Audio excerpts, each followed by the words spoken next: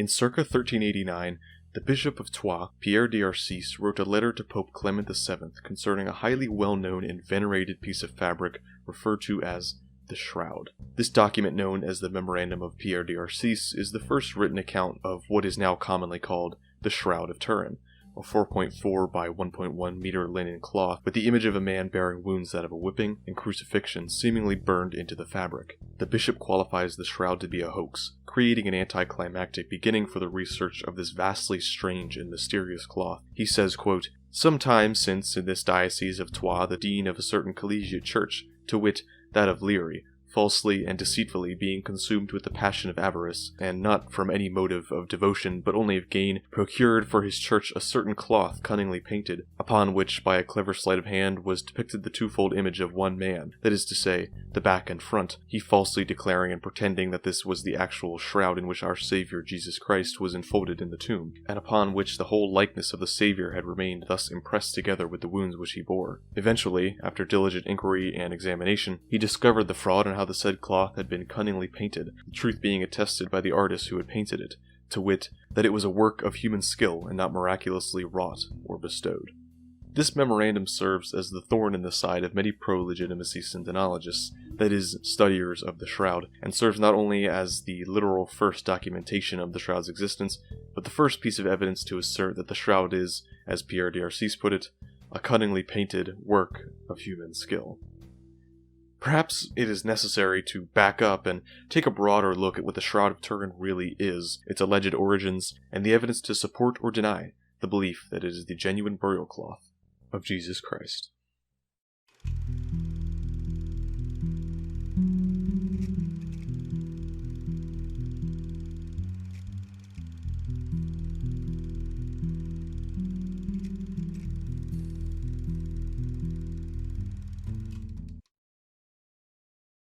For those who haven't gotten it by now, the Shroud of Turin is supposedly the burial cloth of Jesus, having been laid under and over him in the tomb. The idea is that through some miraculous exuding of power, his likeness was burned onto the shroud and the rest is history.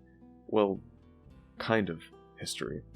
The entire debate is whether the shroud itself is some kind of artwork, whether designed as simply an icon or made to purposefully deceive others, or if it is in fact not made with human hands as it is purported to be.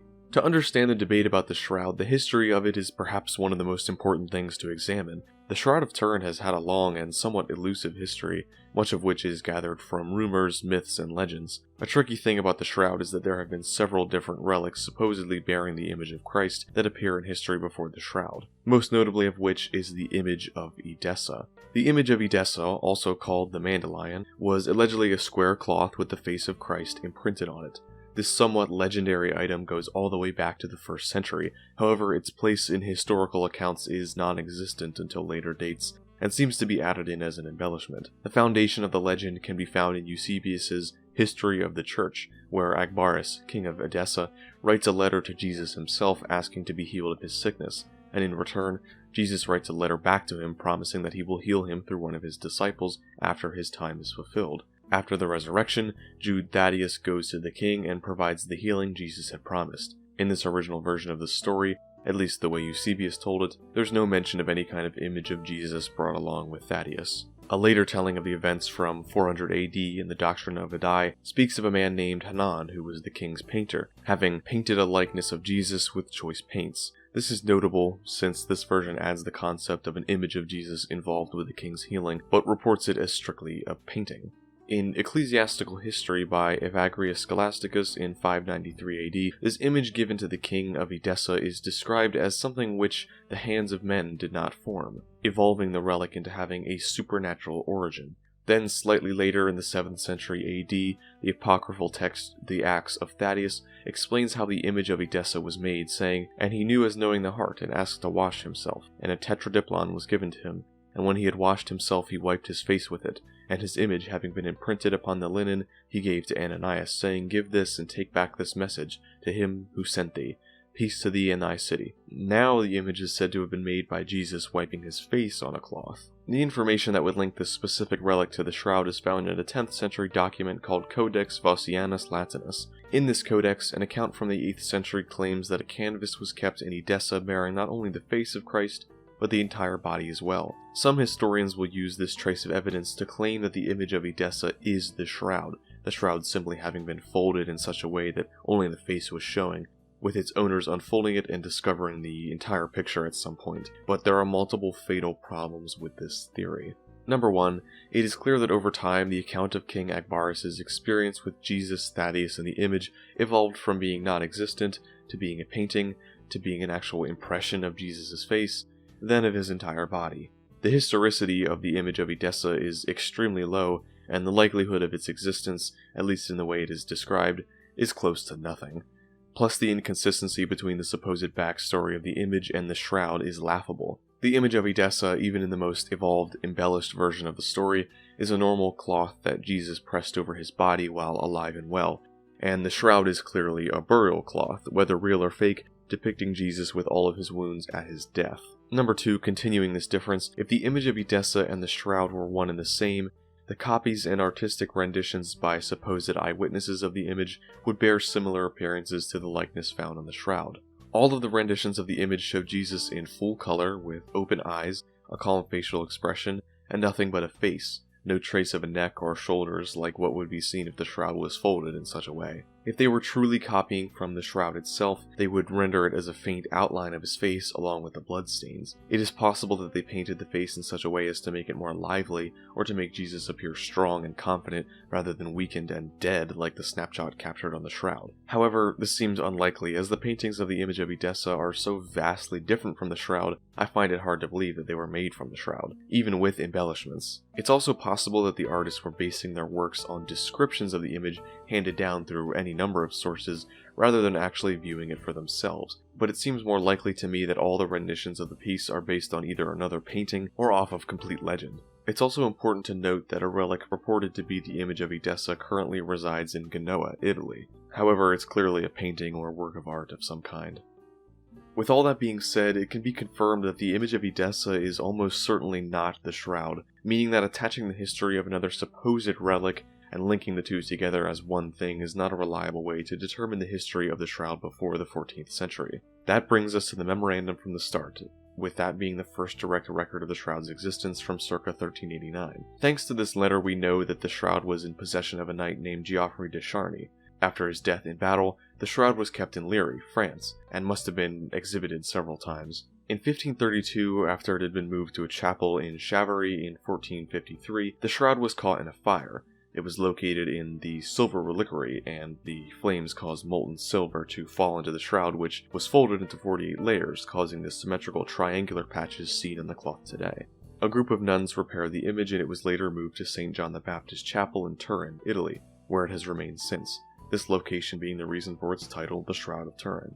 Since then, it has had a mostly peaceful and undisturbed history outside of a possible arson fire in 1997, as well as a supposed temporary transferring to a town in southern Italy from 1939 to 1946, in order to avoid it from being destroyed in wartime bombings, or even taken by Hitler for his own personal collection. There's one possible documentation of the shroud that predates the bishop's memorandum, but it is not exactly the strongest piece of evidence. It is an illustration called the Hungarian Prayer Codex from the year 1190 AD. The drawing shows Jesus' burial, specifically him being wrapped in some kind of sheet. The reason this codex is linked to the shroud is the fact that a pattern of 4 dots in the shape of an L appears on the sheet in the picture. An identical series of holes is found in the shroud, a remarkably specific detail for a simple coincidence. The problem with this piece, however, is the fact that the Prayer Codex does not include the face or body of Jesus on the cloth, leading one to wonder why a small detail such as the L-shaped hole pattern would be included, but not the main attraction being the impression of the body. The shroud's uncertain or even non-existent history before the 14th century is an alarming detail, since it seems highly unlikely that something as monumental as the shroud would remain hidden from history for over 1300 years. The period in which the shroud appears was a time filled with fabricated biblical artifacts, religious mysticism, and outright deception, so it would not be out of the ordinary for such a relic to be faked. At this point, you are probably wondering why there is any question about the shroud's authenticity. As stated, its origins are shaky, it appears in a time ripe with frauds, and the first documented history of its existence identifies it as a hoax. So why can't we just look at the shroud like we do any other silly fake relic? This school of thought was the common wisdom for hundreds of years, with some choosing to believe in the shroud on faith and others denying its authenticity, and most people in the world not even knowing of its existence. This conjectural approach to critiquing the shroud changed in 1978, when a group of researchers were given permission to conduct non-destructive tests on the shroud for 5 consecutive days. Suddenly, the shroud was being looked at from a scientific angle, allowing for the debate to enter an entirely new territory. Thanks to the Shroud of Turin research team's findings, it was realized that the remarkable thing about the shroud comes not only from its striking appearance, but its actual physical properties.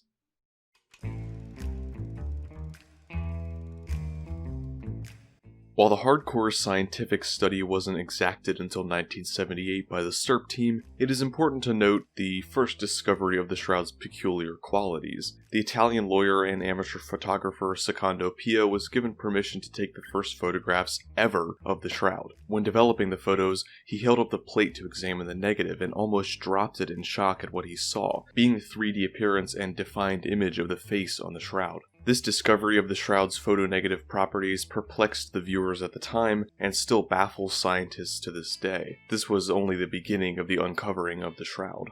The STURP team was given the privilege of having access to the shroud for 5 whole days. The team was collecting data from the shroud for over 120 hours, performing a number of tests and examination with one goal in mind: to assess the matter on the shroud and determine a method of creation. Through this process, a cornucopia of new information on the shroud arose, and suddenly it was no longer a medieval charlatan's simple trick. Here is a list of just a handful of the shroud's characteristics discovered by the STURP team as well as other studies on the shroud.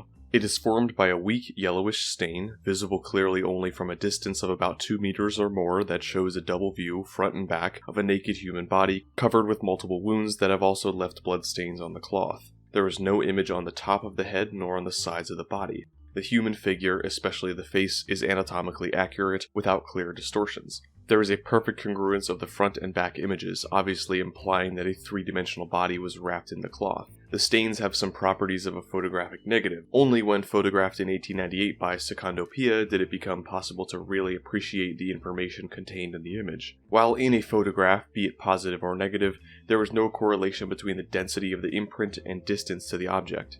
The image on the cloth appears more intense in the areas where the vertical distance to the body would logically be shorter. This allows the use of a simple mathematical function to recover the 3-dimensional quality of the body, something that cannot be done with any ordinary painting or photograph, even if the bas-relief process is used in the darkroom. Fine detail down to millimeter size can be observed with the contrast-enhancing techniques. This is especially surprising in the case of a small coin visible on the right eyelid. There is no added pigment, solid or with binding medium, on the surface of the linen fibers, nor on their inside even under microscopic examination, nor is there any fluorescence that would imply the presence of foreign substances in the image areas. There's no change in the linen fibers themselves, no dehydration or chemical alteration of the cellulose. The color seems to reside exclusively in a thin layer covering the fibrils that make up each linen fiber, as if some surface impurity were affected by the image process, which did not change the cellulose itself. Next to a colored thread, one can find another thread without image color, implying that the threads reacted differently to the image processing stimulus. The color label can be dissolved with diamide.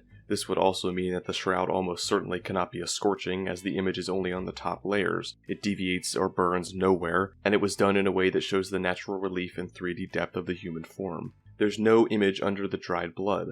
The image seems to have been formed after the blood. The spectral signature of the yellowish image stains is similar but not identical to that of the burns caused on the cloth by the 1532 fire. The image was not affected by the high temperature or the water from the 1532 fire. Of possible interest, there seems to be images of teeth and bone structures in the face, as well as indications of the finger bones all the way to the wrist and of a hidden thumb. Whatever the shroud is, it isn't a painting. No paints or substances can be found on the areas bearing the image of the body, and the blood found in the linen is real, actual blood, which contains high amounts of bilirubin, a compound released into the bloodstream when under extreme physical pain, i.e. torture. While normal dried blood typically turns brown or black, high amounts of bilirubin cause the blood to remain red even after drying.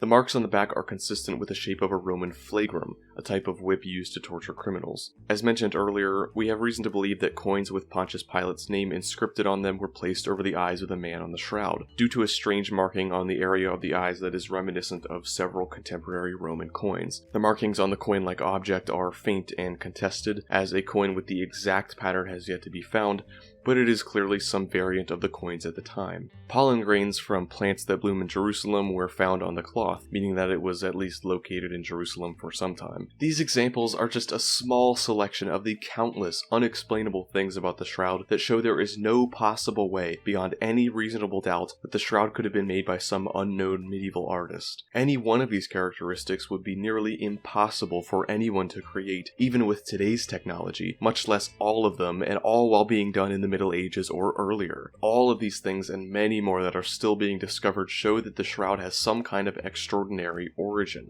The shroud is either made by the most intelligent and resourceful person to ever exist, someone who knew how to create 3D images, someone who knew the anatomy of a body killed by crucifixion, someone who had access to plants indigenous to Jerusalem, someone who had access to real AB bilirubin-filled blood, and someone who knew how to create an image on only the top fibrils of the linen without actually using any material or substances at all to do so.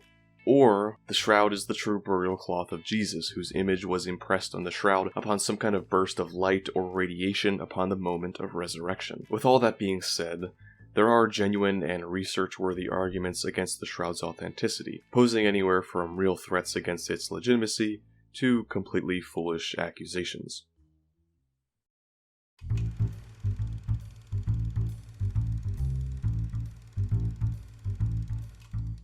The number one piece of evidence that seems to nail down the shroud as a fraud comes from the fateful carbon-14 dating done on the shroud in 1988. The analyzers were permitted to cut off small snippets from the linen to test the amount of carbon isotopes, a common method of dating something by its half-life, made easier by the fact that the linen was made from a living thing. To the shock of many who studied the shroud at the time, the carbon dating came out to date its origin to sometime between the year 1260 and 1390, fitting perfectly with the timeline given by the memorandum from 1389. This discovery seemed like the final nail in the coffin for pro-legitimacy syndenologists. Most articles, blog posts, and discussions you will encounter regarding the shroud will usually use this one single factor to shut down the entire study of the whole thing, and immediately disregard all the overwhelming evidence of the shroud's convicting physical characteristics in the name of the carbon dating. However, there are several points against the accuracy of this carbon dating, the first of which is the idea that the carbon levels could have been radically altered in the 1532 fire in the chapel at Chambéry.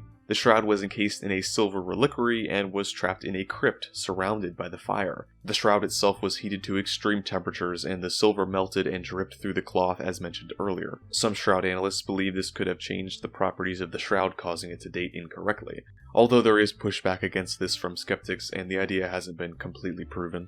There is another, more controversial theory on the carbon dating of the linen. In the book The Jesus Conspiracy, The Turin Shroud and the Truth About the Resurrection, Elmar Gruber and Holger Kirstein suggest that the linen that was carbon dated was not from the shroud, but rather from some other source that was from the time period they concluded. They back up this claim by citing the 8-hour-long video documenting the entire testing process, in which 30 minutes is missing, that 30 minutes being the section where they take the linen strips to the lab. Gruber and Kirsten believe that the linen strips were switched out in order to discredit the shroud, but of course, we may never know. Also, the L-shaped four-hold pattern on the Hungarian Prey Codex, as mentioned earlier, could date the shroud at least a few decades before the carbon dating, if the matching pattern is not a coincidence. The carbon dating is questionable at best and practically can't cancel out the immense, extraordinary physical evidence showing that it is not a work of art, which leads us into the next and worst theory about the shroud's origins. The most ridiculous and absurd claim you will find is that the shroud was created by Leonardo da Vinci as some sort of portrait of himself, using a possible invention called the camera obscura, essentially an extremely primitive photography device. That all sounds fascinating and very strange to your ears, I'm sure, but I'm not even going to waste the time breaking down that theory because it can be destroyed with one fact. Da Vinci wasn't born until 1452, some 60 years after it is mentioned in the memorandum from 1389. The Da Vinci theory shows the desperation that some of the skeptics have to prove the shroud is a hoax. It is also necessary to address that memorandum from the start. With it being the first documented account of the Shroud, its denial of authenticity is disheartening. The bishop brings up 4 main points. The memorandum claims that the owners of the Shroud were using it to gain money. While this is an unfortunate fact if true, it does not discredit the Shroud. Just because someone may have been using it for their own gain does not mean they were the ones who made it. They simply could have found it or had already owned it and decided to take advantage of the opportunity. A more concerning side of its use for gain comes from the testimony of the bishop that claims men were paid to act as though they were miraculously healed at the Shroud's exhibitions. This could lead one to believe that in order to better sell the product, so to speak, the owners made people pretend to be healed so that the viewers would be more convinced. This is very wrong if true, but it still does not touch the Shroud itself in terms of legitimacy. The bishop also makes the claim that the Shroud simply can't be real, since it is not mentioned in scripture. While he is technically correct that there is never any mention of a cloth that bears the image of Jesus' entire body, he is wrong to assert that none of the Gospels mention a burial shroud. Matthew 27:59, Mark 15:46, and Luke 23:53 all mention a linen cloth being used to wrap Jesus, and John 19:40 mentions linen strips, which causes some confusion, leading some to believe that he was wrapped like a mummy. However, this is incorrect. The linen strips are used to seal up the sides of the burial shroud in a Jewish burial, so therefore the story remains consistent. I do sympathize with the bishop's view that it is odd that the shroud, more specifically the image on the shroud, is not mentioned in scripture, but again, this does not mean it doesn't exist. The most convincing argument from the bishop is the fact that he says the artist who made the shroud admitted to the hoax. That would seem to end the discussion. The bishop's other points are mere speculation, whereas this claim that the artist confessed is a direct confirmation of its illegitimacy. However, the bishop does not elaborate on this story of the artist, his name is not revealed, and his motives are unknown, but one thing is stated that would seem to prove the bishop a liar. He says that the artist who painted it attested. This is a problem for our friend here since we know the shroud is not a painting, nor could it be. I'll spare the slandering of this poor bishop since I have no idea why he might have lied about this. Perhaps he was mistaken, or maybe the shroud he's speaking of was fake or not the one we have today. Who knows, but we can know with certainty that his claim of the artist coming forward is completely bogus thanks to the STERP team who discovered no pigments or paints or substances of any kind on the area of the image of the shroud.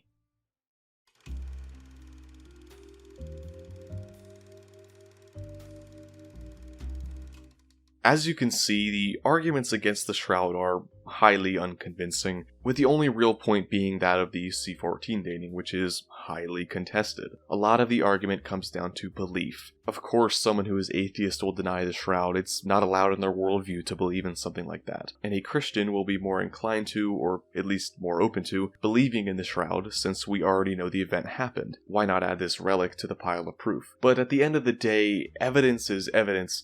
Facts are facts, and truth is truth. I can't tell you what the shroud is with 100% certainty. Personally, I think it's real, or at least I'd like it to be. The physical details discovered by the STERP team and others are astounding and are so insane it almost begs to be considered supernatural even without the connection to Christ. To me, it seems that the shroud is impossible to make, and has too many details that were imperceptible back in the Middle Ages that can be discovered now that no one would have ever thought to add if it was a work of art. Like the fact that there are specks of dirt and limestone on the footprint of the shroud, characteristic of Jerusalem, or how the type of weave of the fabric is foreign to medieval Europe, but commonplace in the 1st century Middle East. And of course, all the other things mentioned before. To me, using Occam's razor, it just seems impossible to have been created as a work of art, especially since it's the only one of its kind and no one ever made anything like it before or after it. The thing that stops me from being full-on preach mode about it is that it really just doesn't appear in history until the Middle Ages, and I just can't know with absolute confidence that it is actually the burial cloth of Jesus. That seems to be the only answer, but there still is that possibility that it has a completely man-made origin, somehow. At the end of the day, the shroud is just a cloth, whether real or fake, and the faith does not rest on its authenticity, nor should it. If you are a Christian, don't use the shroud as the crux of your argument for the faith, and if you're not a Christian, don't look to the shroud as the sole point of proof. It's really up to the individual to decide for themselves whether they believe in this miraculous piece of linen. The Shroud of Turin is truly one of the most fascinating enigmas in all of history, and the debate about it is nowhere near finished. The point is, it's now your job to reflect on the evidence, examine the truth for yourself, and see if you can discover the real story behind the shroud. Don't just take my word for it. Look at this stuff on your own and see, because you never know what you might find in the mysteries of history.